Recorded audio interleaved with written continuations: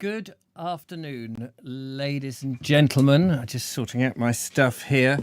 I hope you are all well. George, I hope you're George. I hope you're all well. Oh, well, never mind. That's not 1984 anymore, is it, on the farm here with the animals? Anyway, welcome along. Just coming up for some air. It's another of his novels. On the way to Wigan Pier, wasn't that another one of his? Welcome along to Listen with Vobes, with me, Richard Vobes. Now, let me just point out straight away, there's going to be a knock on the door, and I'm going to have to go and answer the door. I have a delivery coming, not anything very terribly exciting, but I would like to receive it. And on my phone, I can see that he's only down the road, but I would like to. I'd like to get it. Where is he? He's about. Oh, I see. He's moved now. He's supposed to be here before 4, but that's another story. Anyway, how are you? Welcome along. We will be reading some more of the Peep Show by Walter Wilkinson, of course. The lovely Julia is out there, so we'll say hello to her. Turbo Stream, good afternoon. Billabong O'Neill, hello everyone. Brilliant podcast this morning. How did it? I was in a mood. Yeah.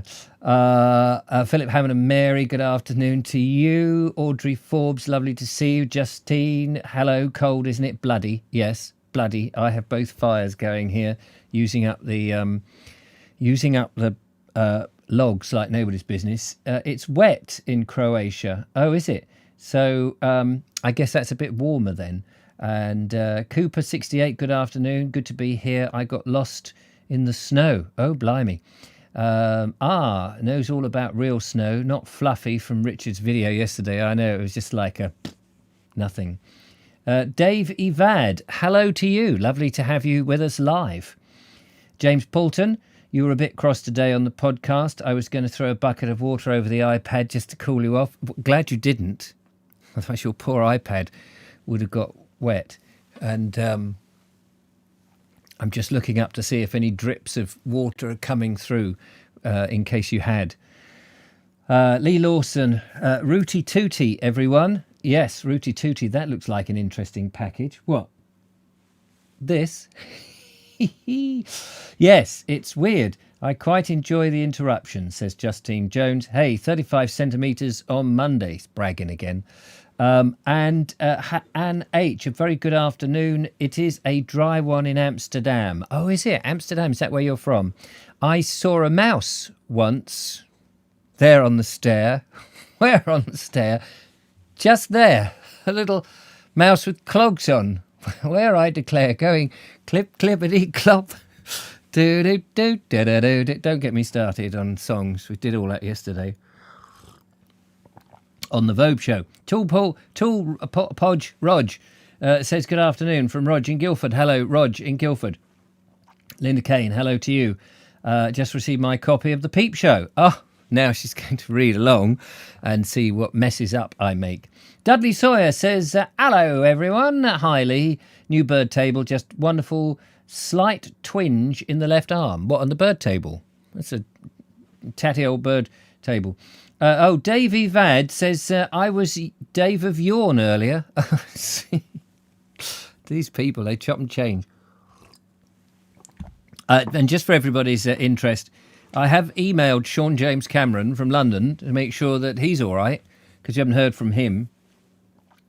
I think I must be pissing everybody off at the moment. I must be, because they're all disappearing in droves. At least the great motley crew, if I can call you that, are here, which is nice. Otherwise there'd be nobody left. Right, now, this is a package that came yesterday. From whence it came, I have no idea.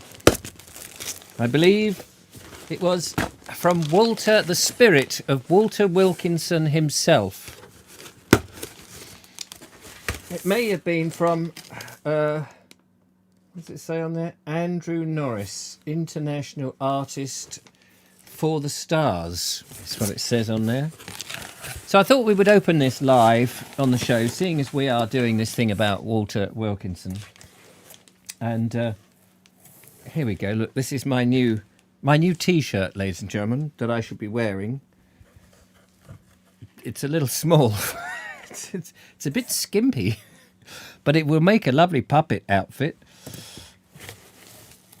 This is just for those of you who miss a little bit of the old warm fire. Here's a bit of warm fire sound effects.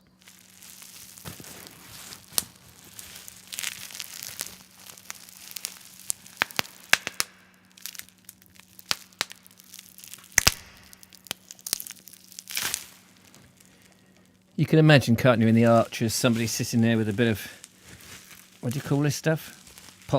Not popcorn. Filter, what do you call it? Something, I can't even remember. Soda crystals. We have in here some limbs. Limbs, ladies and gentlemen, limbs. Let's not worry about the limbs in this. Bubble wrap, that's what it's called, isn't it? Bubble wrap. Thank you, Audrey Forbes Hamilton. I couldn't remember what it was called. Bubble. What was I saying? Pop stuff. Bubble wrap. Yeah, that's it. It's all very exciting, isn't it? Like Christmas. I just hope we're not in blooming lockdown come April, March, April time, when we want to get out and film. I think this must be John Barleycorn that we have here. We've been reading about John Barleycorn. We'll be very, very delicate with this.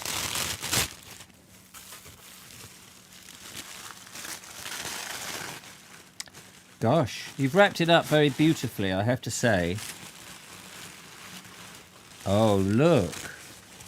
That is a work of art. I'm surprised you wanted to part with it.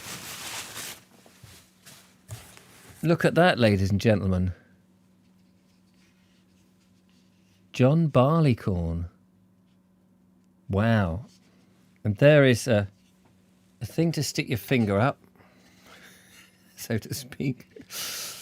And I assume this is Barleycorn's, just to give him a sense of clothing for the moment.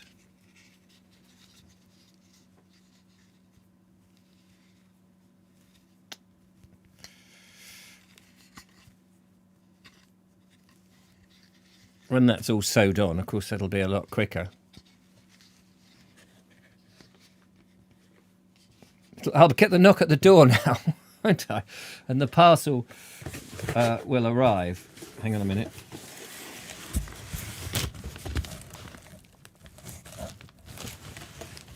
What am I doing? I'm on the wrong side, really. There we go. Hello, John Barleycorn.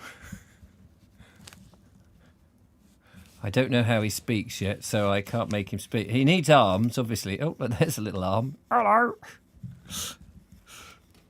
We've got arms and limbs, but I'll get those out separately later on. I just wanted to show you what was in the box. What's in the box? Wow, how about that? Absolutely amazing. Well done. No, I wouldn't do that. And then there's what else? I forgot what else you went to town to do. I'm just going to wrap him carefully in that. So the object of the exercise is to do a little sort of 10-minute feature, which won't be like my normal videos. This would be just I don't know, it might just be to music. It might just have atmospheric sounds of the puppet show, a sort of 10-minute, almost like an advertisement for the books in a way, but a very gentle thing following one bit of travelling, setting up his thing, doing a show, having an audience and all that. We've got to arrange all the people and stuff, but until we're out of lockdown and we know what's happening. And I hope that it would be filmed. We take a bit of time over it and film it very beautifully.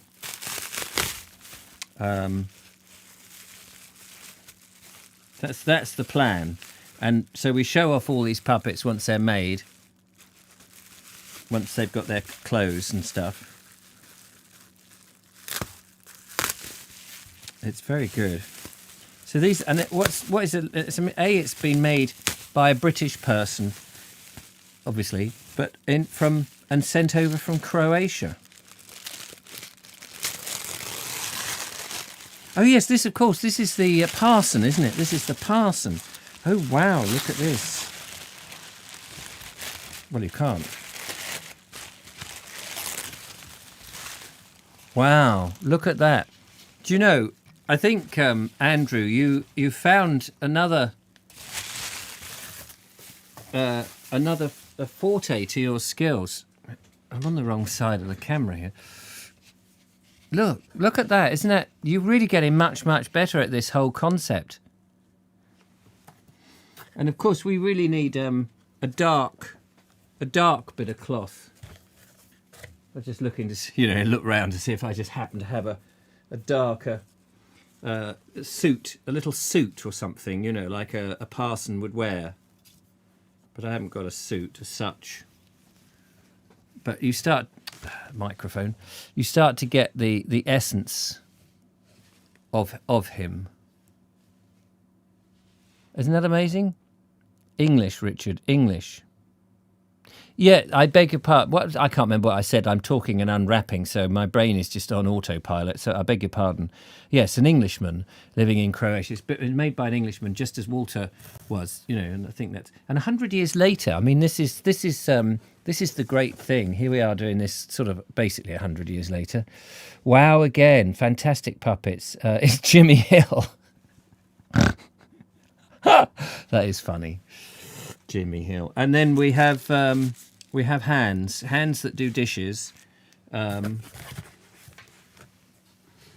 to be very gentle with these. I'm just very carefully going to shove him violently in the box. And just I don't know when my parcel is going to arrive. I was hoping that before we get reading, which we will start in a second. But you are a very clever man. So here we are. Here's the hands. I don't know whose hands are whose. I guess these must be the priests because they've got sort of.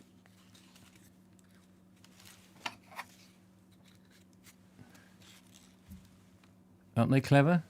So when that's, well, I suppose it'll be like that.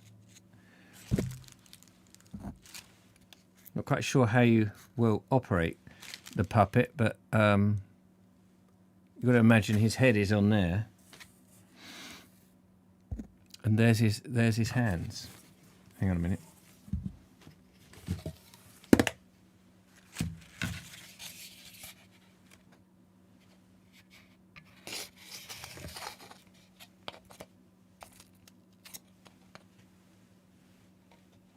Which one is? Oh, that's his. Maybe I can do it that way. I keep I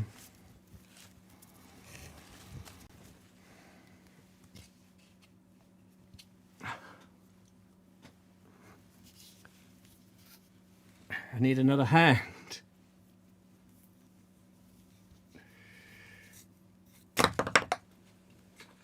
His arms dropped off, but anyway, look, you get the idea. I'm on the wrong side of the camera again. You get the idea. Hello, dear boy. You need hands. Yes. So this is going to be interesting to try and work out how to operate them. But actually, one could build a body and have them on sticks. I know his was glove puppets, but in terms of the video, I think the heads are just amazing. Anyway, we will work it all out. Thank you so much. Very carefully.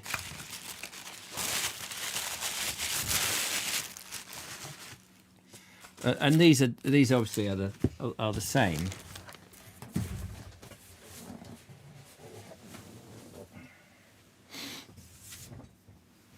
So that's absolutely stunning. That's absolutely stunning. We'll work it out. Well done, Aaron. It's exactly it, Richard. John Barleycorn's hands are the corn, so no mistaking them. Ah, yes, and so yeah, grand.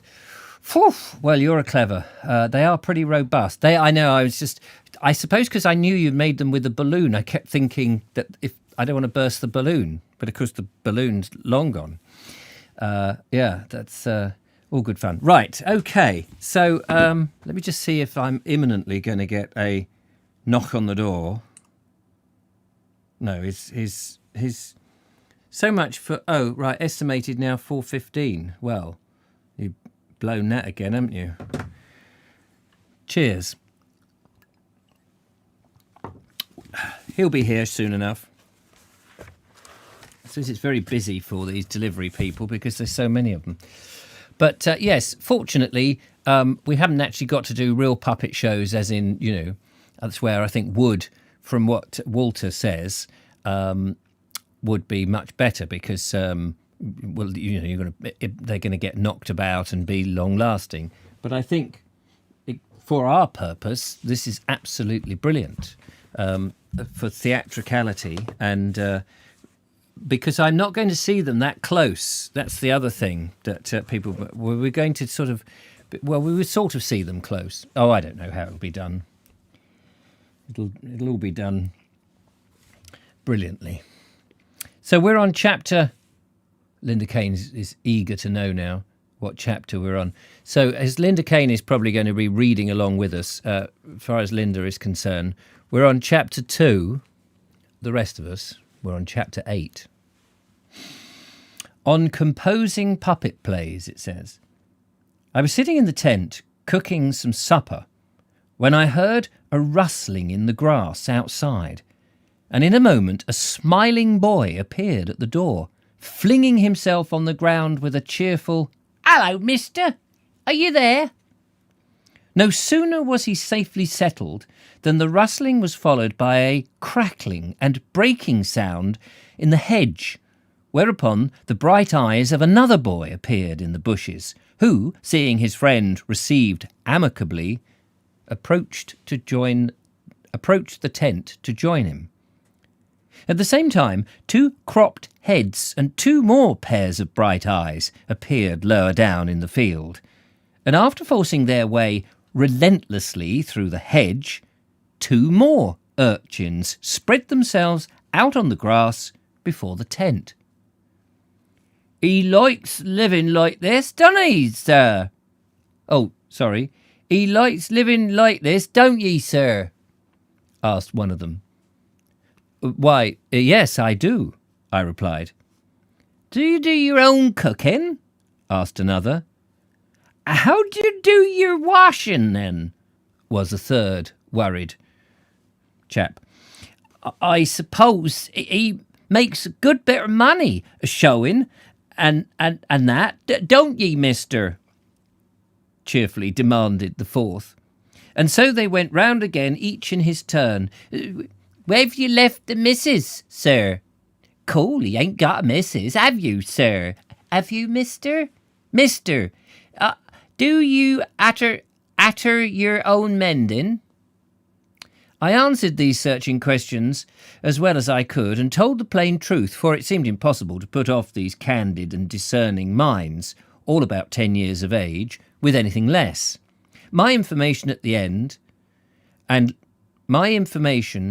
end, and listened to breathlessly with wide-open eyes, the smallest boy of the group, who was perhaps 8 years of age, said, with a strong note of disapproval, "Caw, I should go to a poob.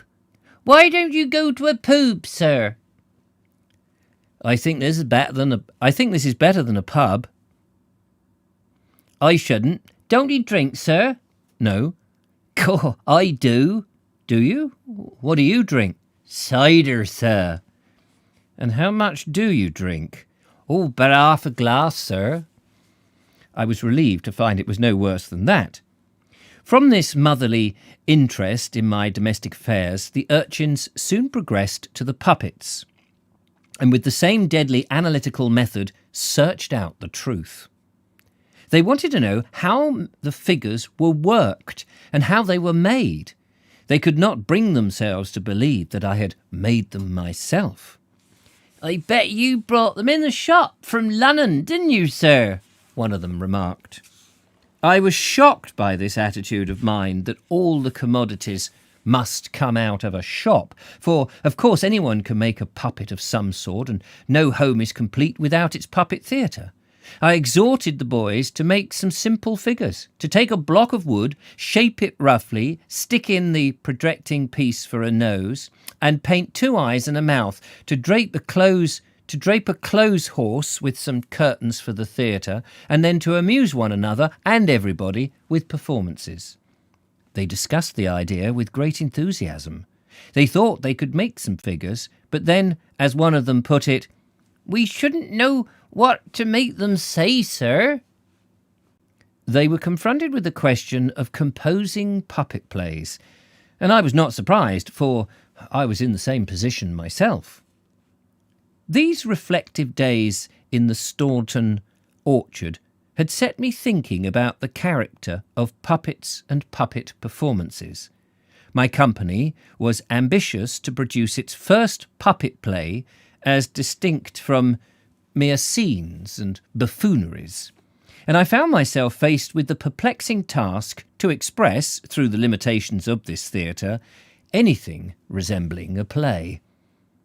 More and more I began to see a reason for the word puppet show as distinct from puppet theatre, to see it as a spectacle, an exhibition for the eyes more than the ears, to understand that a puppet is not a substitute for an actor, but a curious and distinct being who must be bold and brave enough to live out his own way of life. I could see that the one and only surviving puppet in play in English, the tragical comedy or the comical... Sorry, let me do that again. I can see that the one and only surviving puppet play in English, the tragical comedy or comedy tragedy of Punch and Judy, was a very good example of what a puppet performance should be. The scenes are short and sharp, and they are made up of actions which tell plainly their own story, the introduction of words being only a subsidiary affair, a sort of cheerful accompaniment. I had certainly discovered in my performing out of doors among noisy distractions that if a scene was to be successful, it must exist without any finesse or explanations of the plot in the dialogue. Language is for your orators, poets, authors. They are the people to whom words are everything. But let the actor mind his acting and the puppet showman his puppets, forgetting all about the theatre and stage plays, humbly following his puppet and respecting its peculiar needs. Clearly, one of the special talents of a Punch and Judy figure is its satirical ability. Its very existence is a cruel blow to human beings. It is a melancholy reflection that a figure so alive and in so way alike, and in a way so like us, can be made from pieces of wood and some old rags. Or odd rags. It's interesting that he says that, isn't it? I think that's quite fascinating that he says, don't do it as a play. And yet the Punch and Judy that I remember and have seen people, it's sort of a progression of a play of sorts. But that's interesting. Punch and Judy figures have always seemed to me to be living beings, existing without mechanism. And it is interesting that so many people accept them and enjoy them in this way, having never given a thought to the question of how they're made or manipulated. That is a right and proper state of mind for the onlooker, but for the critic or the performer, it is impossible to say how these figures should act without first understanding their extreme limitations and simple means of existence. To explain how these figures are constructed and manipulated is not to give the game away. We know well enough the construction of a violin or a sonnet, but like violinists and poets, puppet showmen are born, not made. The life force of this kind of puppet is the human hand upon which it is fitted like a three-fingered glove. The figure consists of a wooden head with a hollow neck to which is attached an empty costume, a simple sack with two short sleeves inserted.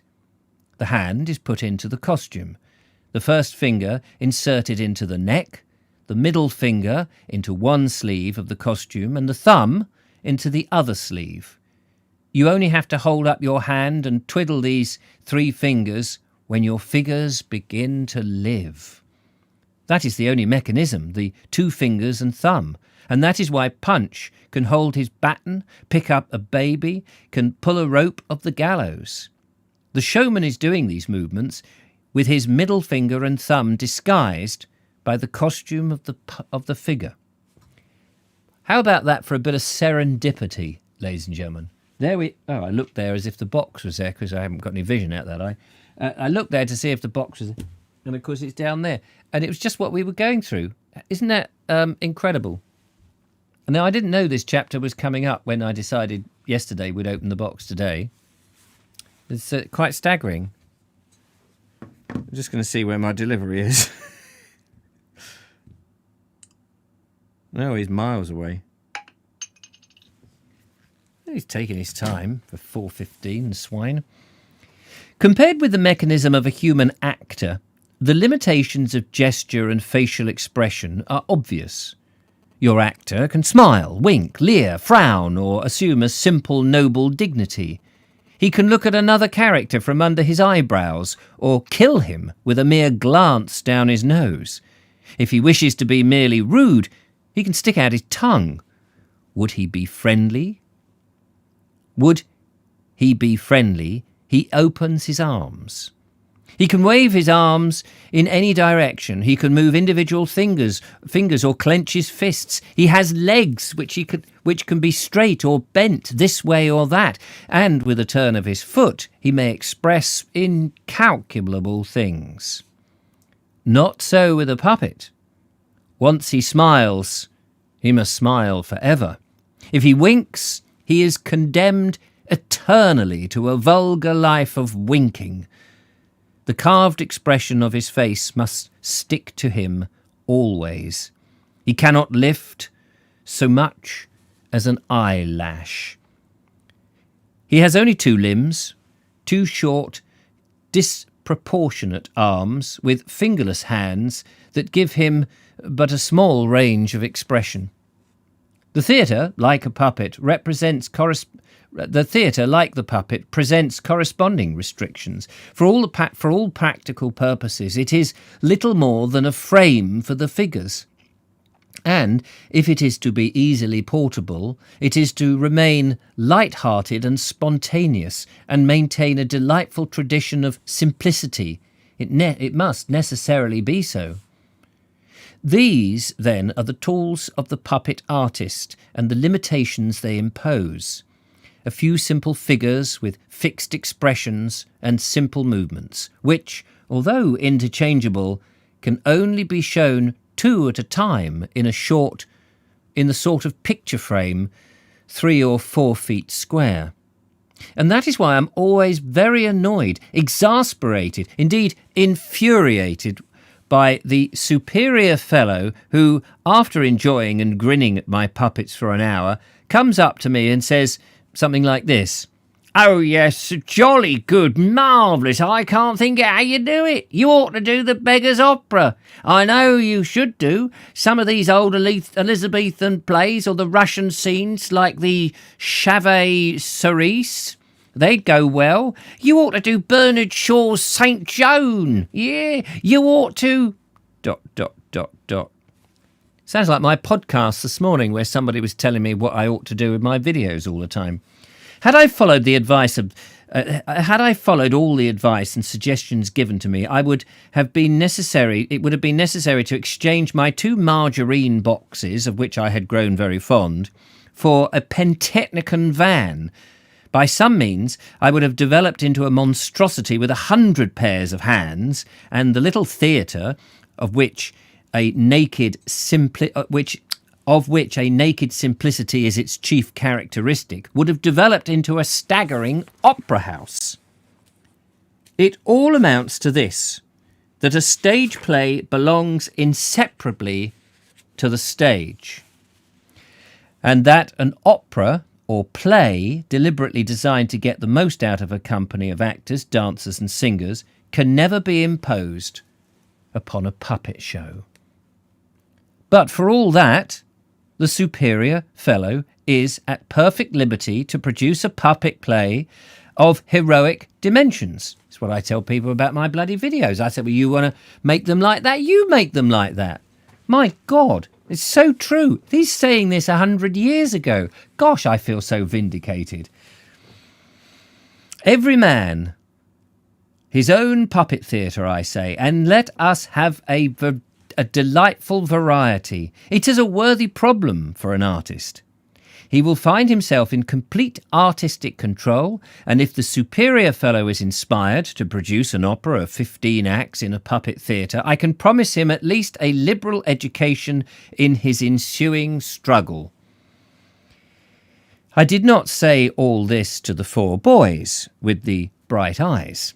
They had already acquiesced my ideas of action in puppet plays by stating very emphatically that the boxing scene was their favourite.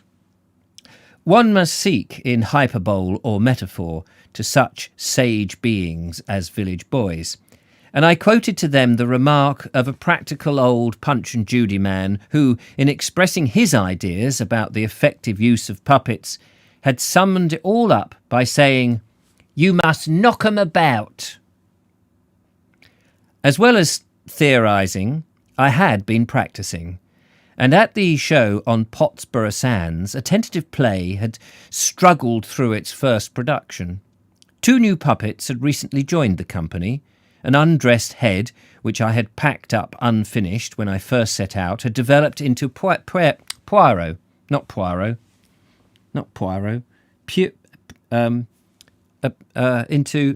I can't say it. I keep wanting to say Poirot, as in I had made a simple ghost. Consequently, a ghost play was inevitable, and this is how it proceeded. The first scene commences with Pierrot playing with Sally. He knocks at her window, and when she appears, he is hiding behind the proscenium, as only puppets know how to hide.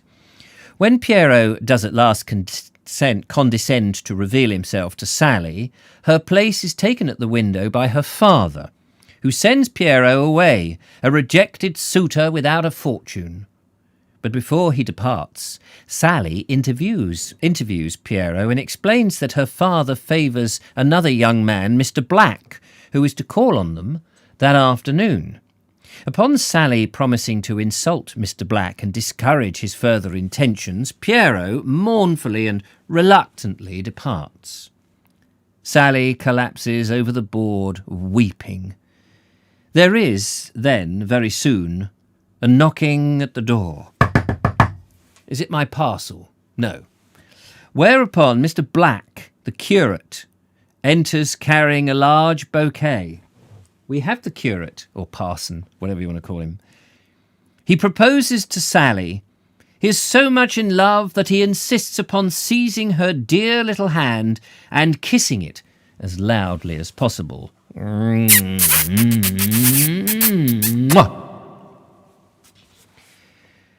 As he refuses to desist from his ridiculous osculations, Sally, rightly enough, holds herself insulted, and after high words, departs. The curate, as brave as he is bold, decides to wait. He thinks that Sally will return, and that, at a second time of asking, she will accept him. He sings a song to keep up his spirits, and this is where the ghost comes in. The spirits attack the singing curate from behind, and on the curate turning round again, comes upon him from the rear. Sorry, I had to just work out what he meant there. He sings a song. The ghost comes. The spirit. Wait a minute. He sings a song to keep up his spirits. And this is where the ghost goes.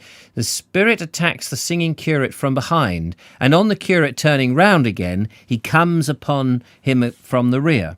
This is very good traditional business for puppets. They perform this sort of hide-and-seek action very well, and you will find that any children in the audience and all the sensible adults will be delighted.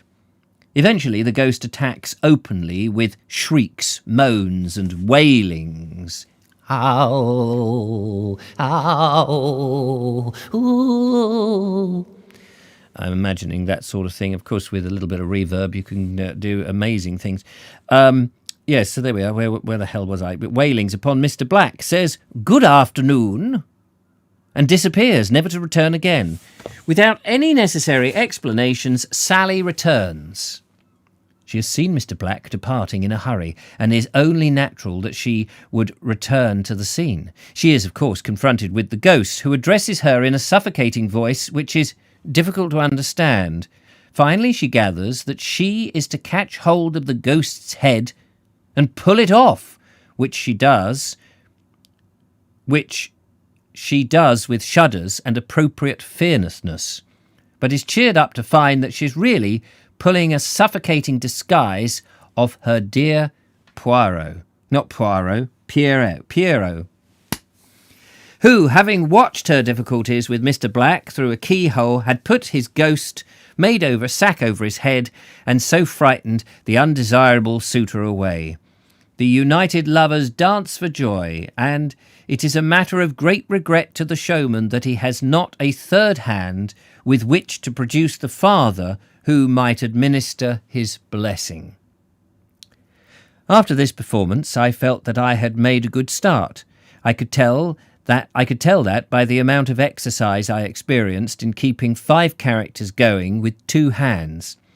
It resolves itself into a species of juggling, to hold the stage with a character in your right hand while with your left you're groping about, hanging Sally on her hook and then finding Pierrot and disguising him as a ghost. I came to the conclusion that until I had mastered all these technical necessities behind the scenes, I would hardly be free to stagger the world with a real great puppet drama. Gosh, yes, you can imagine how difficult that would. Martin Cannon says, you're only 3 miles away from Richard. What are you on about? Poirot. I know. Pierrot and Poirot. It is a moment. Sorry, my eye's been giving me jip for the last few days. Let's see where this blighter is with my package. Oh, he's getting closer. He's near the hospital. He's the other side of the hospital. How are we doing? Oh, I'll probably do the show, and he hasn't yet arrived. So, what do you mean, so? Chapter 15. Well, that's 4. Oh, 10. 4, it can't be 14. We were on chapter 8, weren't we? Chapter 9, is it? Chapter 9? I thought this was chapter 8. I'm losing the... No, this is chapter 23. X3 is 13. This is chapter 14. I said chapter 8, didn't I? I think that was just a fool, Linda Kane. So, yes, that's why I thought this was a bit weird. Chapter 14, Barnstaple, a village show, in Stowe, the Roundabout Man. I'm just over a mile away and Dudley is just round the corner, says Lee Lawson.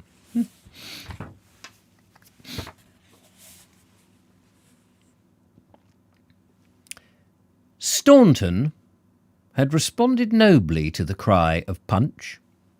There is no doubt that my grand dream was coming true, that all the paraphernalia of the gods was arranging for the Peep show to fit into this part of the world.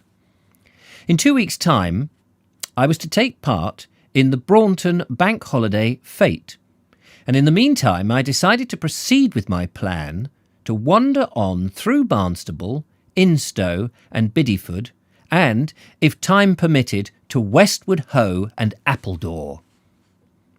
Accordingly, on the Thursday, I set out for this little tour. In the afternoon, I was in Barnstaple, walking up the steps to the police station to ask permission to perform somewhere in the town.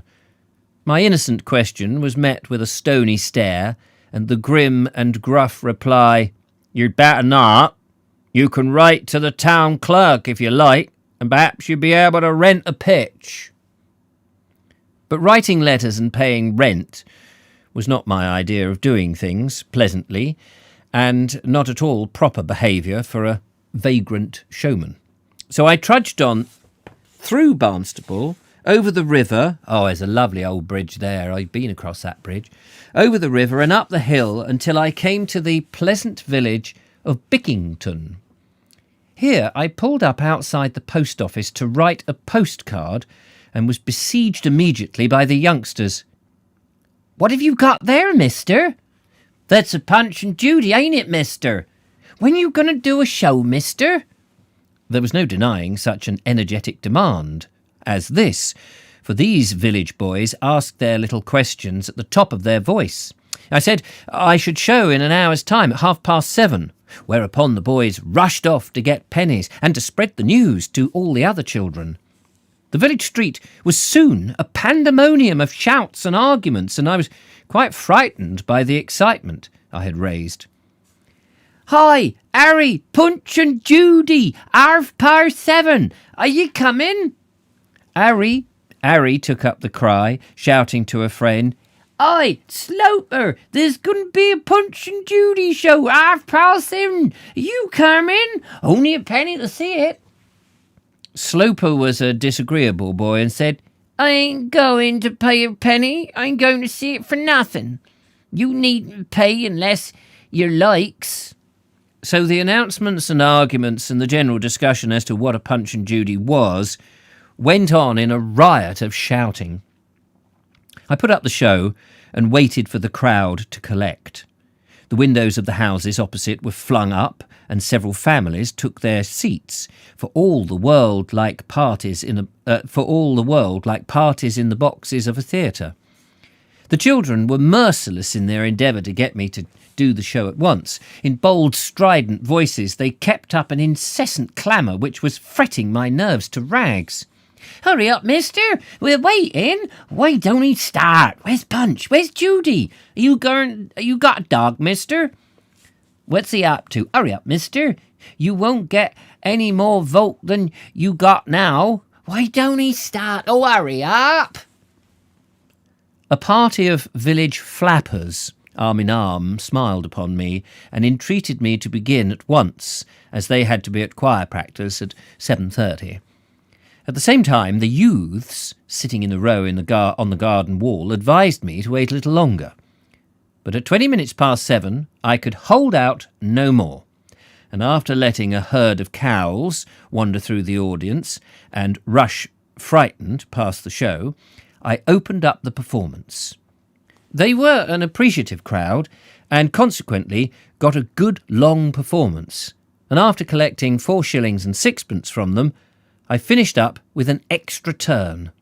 The choir stayed until the bitter end, and then went off in a hurry, rather frightened, for they were at least an hour late for their practice. Several of the youths offered me cigarettes, and were anxious to help me pack up. Within an hour, I was comfortably camped on a real gypsy pitch by the roadside, a pleasant green place among the thorn bushes, well screened from observation. I appreciated my quiet retreat after the racket of the village, and after travelling 12 miles on the roads.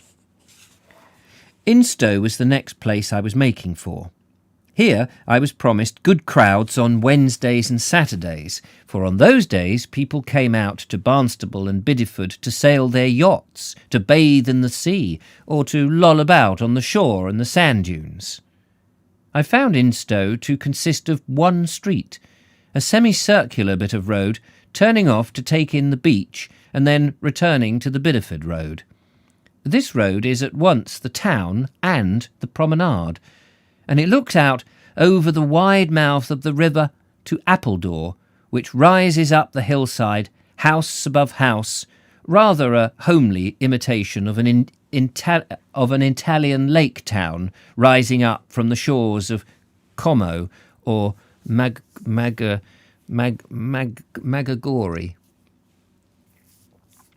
On Sunday afternoon, I was pulling along this promenade when I found myself being hailed by the roundabout man. So I thought that was the door then. It was, I think it was either Sharifa or Billy, heading to the little room of boudoirness. On Sunday afternoon, I was pulling along the promenade and I found myself being hailed by the roundabout man on the shore there. He invited me to set up on the sand close to him, and he confessed afterwards that he wanted me there because he was afraid that Punch and Judy show would entice the children away from him to some other part of the shore. The roundabout was the only beach amusement. It was a primitive affair of a dozen small horses which were circulated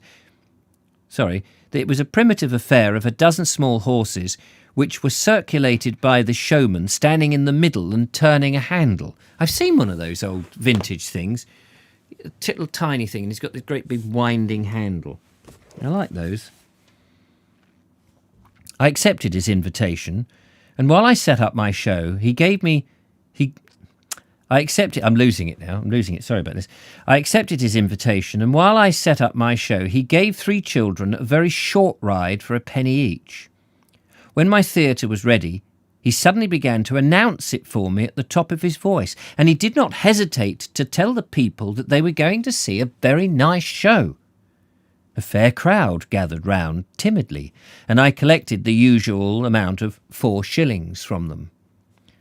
After the performance, I thanked the roundabout man for his help, and I was surprised that he should go out of his way to help an interloper and a rival for people's pennies. "That's all right, boy," he said. "You got to get a living, just same as anybody else. Besides, don't you see, when you had finished, I began to shout out of your crowd. I got my houses full and rode all the kids round at once. Twice I filled it, which is better than getting them dribbling in 2s and 3s. Besides, if there's more going on, they spend more money freely.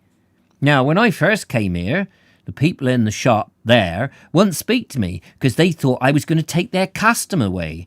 But bless you, they soon found out that they were doing better, and all because I was attracting people to this bit of beach. And now they call me Mr. Armour and are ready to do anything for me. Let's have it all in the farm, that's what I say." After our patrons had gone home, the roundabout man suggested that I should pitch my tent next to his van and spend the weekend there. When we had packed everything up and moved along the beach to his van, we moved along the beach to his van, which was pitched among the dunes.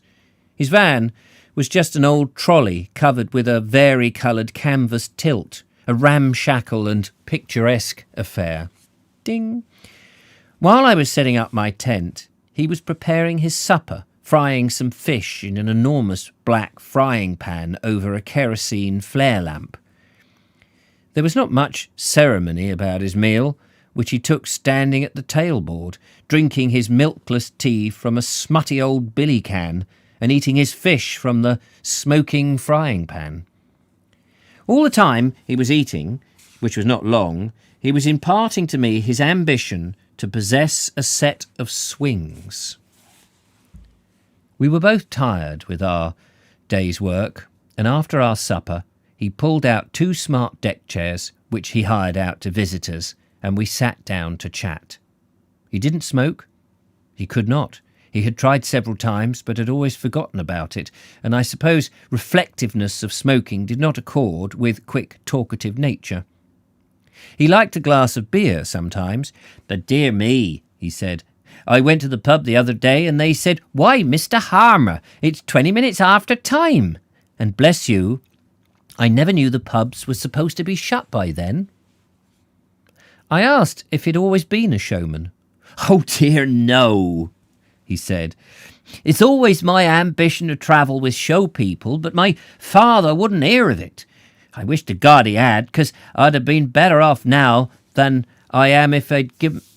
I wish to God he had, because I'd have been better off now than I am if they'd given me a start like. But you see what happened? As soon as I was free, I got a show of my own. I've always travelled about with these horses, but now these horses. But now I reckon I'm going to settle down right here regular. And he told me again about the swings and how there was money in them, because the charge would be twopence, but he could only ask a penny for his horses. There was a attractive simplicity about this man, and I was glad to find that he was a decent family man with a wife and a home in an inland town, with a son who was a carpenter and a daughter who wrote long letters and was always a-washing herself. Before we turned in for the night, he delighted me with an exhibition of how he would treat an intruder who attempted to molest him in the night. I think this demonstration was given for my benefit in case I should be harbouring thoughts of burglary against him, for he had been asking searching questions such as whether I was armed. He climbed into his van, lay down on his bed, and pulled from under the mattress a long, pointed iron bar, and I shall never forget how fierce his eyes appeared in the dim light, and how he jabbed and jabbed the bar towards me, growling with every jab a hoarse and terrible exclamation of, "My God! My God!" We passed a calm and neighbourly Sunday on the sands. He soon began on his pet theme, a tidy set of swings, and produced several copies of a paper called The World's Fair, reading out to me all the advertisements of swings for sale and asking my advice about them, which he never pretended to listen to.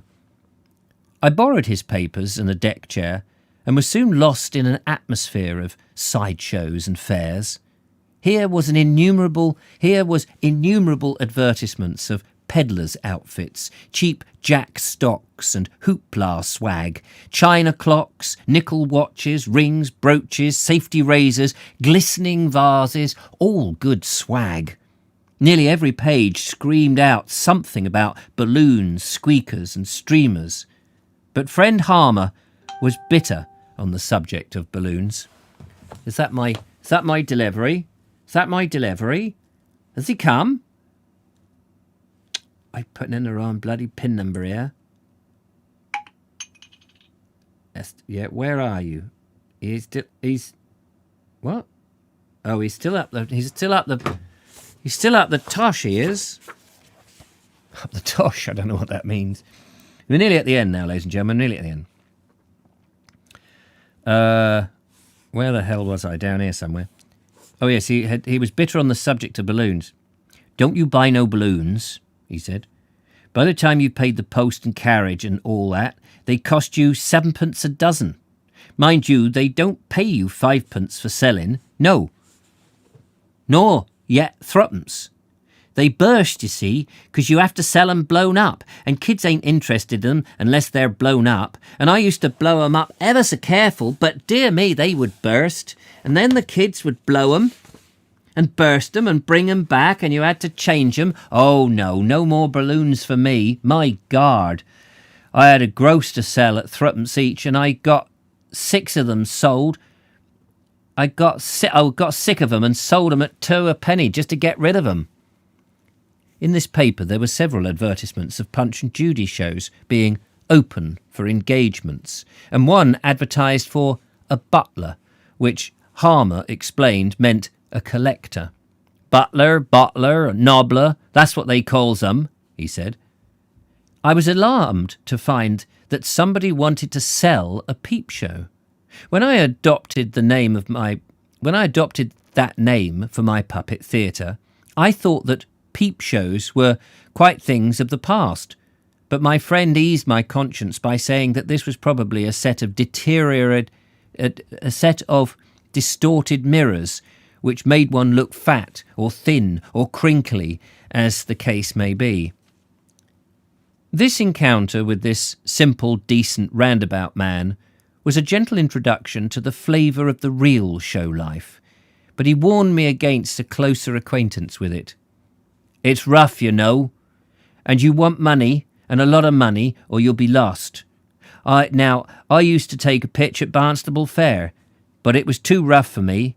They used to give me so many feet for my little show, and after I got it up, the rifle range, as it would be, would come along with big bugs and arse me ever so politely just to shift along a bit.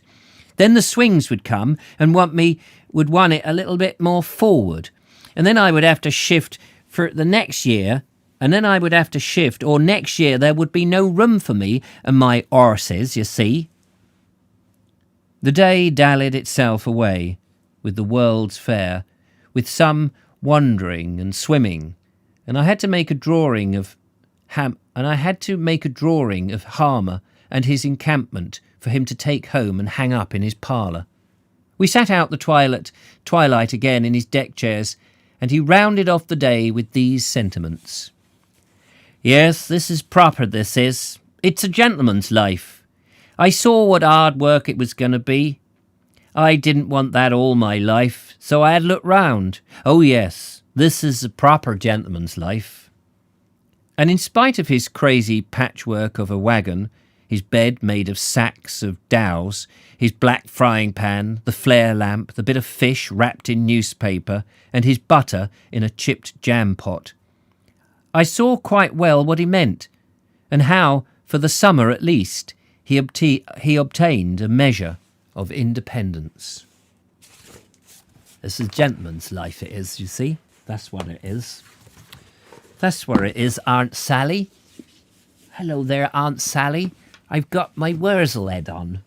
I got the wrong head on, haven't I? I got the wrong head on. I've got to have my intelligent head. Have you seen my intelligent head? I haven't got my intelligent head at the moment. Well, ladies and gentlemen, there we are. We've reached the end, and fortunately, the man hasn't come to interrupt the show with a knock on the door. So there we go. Thank you very much, everybody. A B&B in the old cinema. Skit, hello, one and all. Hope all is well. Hello, Skilt, is it? Lee Lawson says, Dick used to buy the World's Fair newspaper sometimes. I think he harbours a yearning to be part of the fair. Yes, I've seen the World's Fair newspaper. Maybe somebody was showing it to me when I was entertaining or something. I've got a very old copy of the newspaper. It's in awful condition. Must look it out. There we go. And says, well, I'll say it's been another wonderful evening. Thank you again. I can't wait to see the heads with clothing in hands. Absolutely. And thank you so much to Andrew Norris for sending them over. We will get those organised. And, we will try and put on a little puppet show. It's a gentleman's way of life, this is. Lovely. Anyway, until next time, have a good evening, whatever you're doing. And I will see you tomorrow. Tomorrow's Friday. Blimey, this week went like that. Take care. Thanks so much. And I will see you soon. Yeah, fantastic. And Andrew Norris there just saying enjoyed the read. It was so opportunist that the puppets should come at the same time as reading about how his theory and how he does them. So that's absolutely lovely. Righto, I must go. Going to go and see where this bloody delivery is. Till next time, take care. Toodle pip.